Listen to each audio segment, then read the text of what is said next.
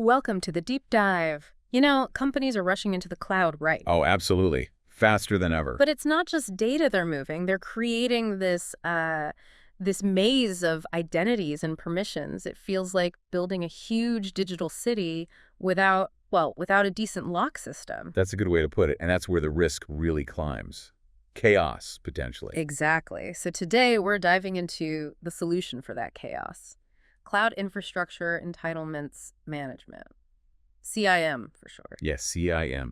And it's becoming critical because, honestly, the complexity in today's cloud setups is it's huge. Right? Just knowing who can access what and what they can do with that access. That's probably the single biggest headache in cloud security right now. For sure. And this deep dive, it's really built for you, drawing heavily from Bert Blevins' guide, Mastering Cloud Entitlements. Really good stuff in there. It is, yeah. So our mission today is pretty straightforward. Unpack what CIM actually is, why it's so vital, how it works underneath it all, and the best ways to actually implement it. Think of it as your fast track to getting smart on a really crucial bit of cloud security. Okay, so maybe let's start with the basics. Like, what do we mean by entitlements in the first place? Good idea. When we talk entitlements, we mean the whole range: privileges, roles, permissions, everything that dictates who gets into what resource, and importantly, what they're allowed to do once they're in, across all your different clouds. Okay. And CIEM, then, is the strategy. It's the approach you use to protect those cloud assets by managing those entitlements really precisely. Got it. So managing those digital keys, essentially. Why is this such a big deal now? What makes CIM so essential in this cloud jungle we're in? Well, security is the big one, obviously. Enhanced security, strong access controls, yeah, they lock the front door. But CIM goes deeper. It helps prevent what we see way too often, like a single compromised credential, maybe even an insider threat, turning into a massive cascading breach. Because without CIM, those tiny, seemingly harmless permissions, they could become huge highways for an attacker to move laterally across your whole cloud setup. It turns a small fire into a total disaster. Okay, so a huge security boost. Yeah. But it's not just about stopping the bad guys, is it? I sense an operational benefit, too. Well, absolutely. Think about trying to manage permissions by hand. Ugh. Yeah, across like AWS, Azure, GCP, maybe other platforms, dozens of services on each. It's a nightmare. I can only imagine. So CIEM streamlines things. It centralizes how you manage entitlements across all those different clouds. That cuts way down on the manual effort, the complexity for your teams. Big drop in operational overhead. Makes sense. And then there's a whole compliance angle. It's always looming large. Huge driver. The regulatory landscape is, well, it's tough. And compliance isn't optional, it's table stakes. CIEM is crucial for proving you meet those industry rules and standards. Yeah. It helps you avoid those hefty fines, not to mention the damage to your reputation if something goes wrong. And that ties into risk mitigation too, right? Being proactive. Exactly. It's about finding and fixing security weaknesses before they blow up. Continuous monitoring, threat detection. CIEM helps you do that proactively. Okay, so we've got the what and the why. Let's get into the how. How does CIM actually work? What's going on under the hood?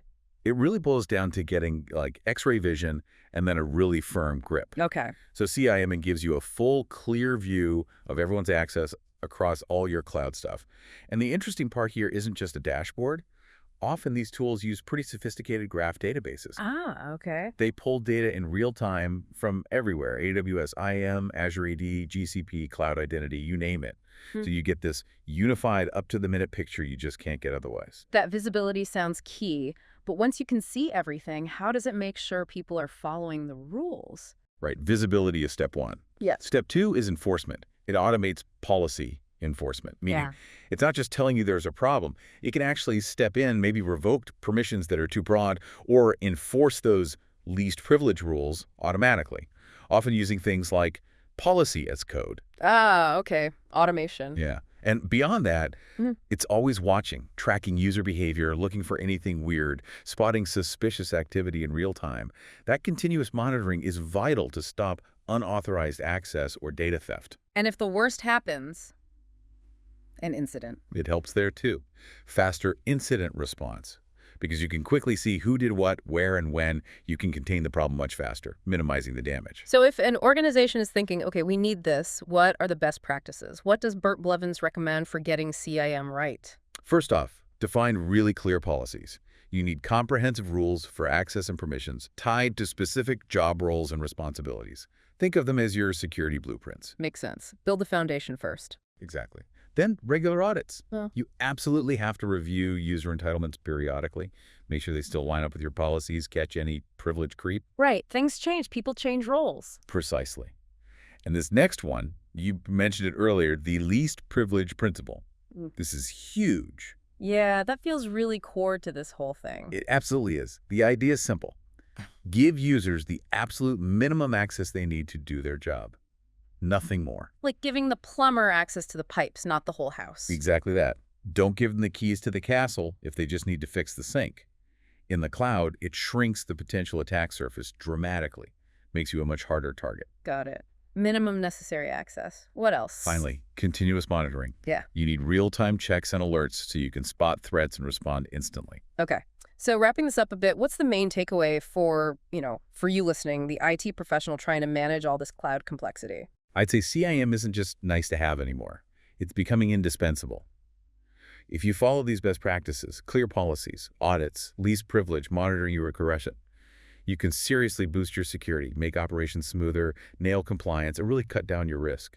It helps you shift from just reacting to problems to actually preventing them. Yeah, it definitely seems like as cloud use keeps exploding, CIM is only going to become more central to keeping infrastructure and data safe. It's really about the long-term health and success of going to the cloud. Couldn't agree more.